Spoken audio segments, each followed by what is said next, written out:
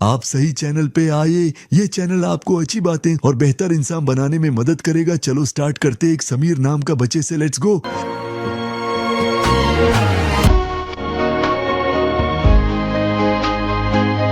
ایک چھوٹے سے گاؤں میں پہاڑوں کے درمیان ایک مسلمان لڑکا تھا جس کا نام سمیہ تھا.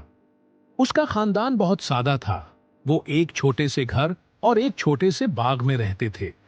ہر دن سمیہ اپنے والد کے ساتھ کھیتوں میں مدد کرتا تھا، جبکہ اس کی والدہ اسے مہربانی، صبر اور ایمان کے اصول سکھاتی تھی.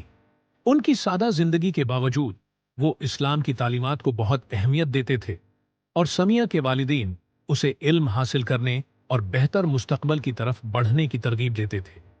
سمیہ کو بچپن سے ہی سیکھنے کا بہت شوق تھا.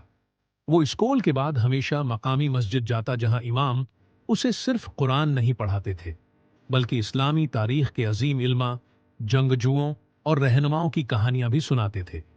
سمیہ خاص طور پر پیغمبر محمد صلی اللہ علیہ وسلم کی زندگی سے متاثر تھا، جن کی ہمدردی اور انصاف کی تعلیمات نے اسے بہتر انسان بننے کی تحریک دی.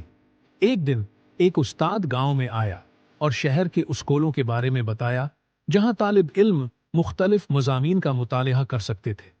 سمیہ کے دل میں علم کی ایک گہری خواہش پیدا ہوئی اور اس نے فیصلہ کیا کہ وہ شہر جا کر پڑھائی کرے گا.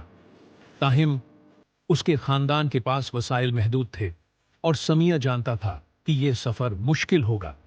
پھر بھی اس کے والدین نے اس کی آنکھوں میں جوش دیکھا اور اسے اپنے خوابوں کی تکمیل کے لیے حوصلہ دیا. سمیہ نے گاؤں چھوڑا اور شہر کا سفر کیا. یہ ایک طویل اور ہمیشہ کا سفر تھا. مشکل سفر تھا، لیکن اس کا اللہ پر ایمان اور علم حاصل کرنے کی آرزو اسے آگے بڑھاتی رہی. شہر میں اس نے ایک اسکول میں داخلہ لیا جہاں اس نے نہ صرف اسلامی تعلیمات بلکہ ریاضی، سائنس اور ادب بھی پڑھا. سمیہ اپنی محنت اور عاجزی کے لیے جانا جانے لگا. وہ ہمیشہ اپنے والدین کی سکھائی ہوئی مہربانی اور سخاوت کے اصولوں کو یاد رکھتا تھا. کچھ سال بعد سمیہ اپنے گاؤں واپس آیا. اب وہ ایک لڑکا نہیں بلکہ علم اور حکمت سے بھرپور نوجوان بن چکا تھا.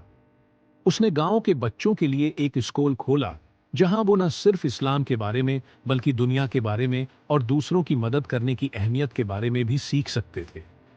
سمیہ کی کہانی ایک تحریک بن گئی، یہ دکھاتے ہوئے کہ ایمان، عزم اور علم کی جستجو سے کچھ بھی ممکن ہو سکتا ہے. اسے یہ سمجھ آ چکا تھا کہ اس کی اصل کامیابی دولت میں نہیں بلکہ اس میں تھی کہ ہم کیا کر سکتے ہیں.